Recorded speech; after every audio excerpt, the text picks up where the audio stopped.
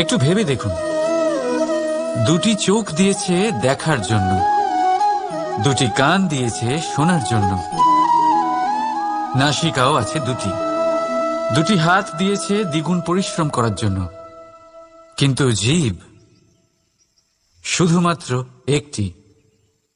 তার উপরেও তীক্ষ্ণ বলিষ্ঠ দাঁত দিয়েছে তার রক্ষার জন্য। কখনো ভেবে দেখেছেন কেন? কারণ শব্দ আর শব্দের প্রয়োগ মানুষের সবচেয়ে বড় অস্ত্র, যার প্রয়োগ যত ভেবে চিন্তে করা যায় মানুষ তার জীবনে ততটাই উপরে উঠতে পারে। তাহলে মনে রাখুন, দেখুন, শুনুন আর বুঝুন বেশি, বলুন কম। রাধা রাধা।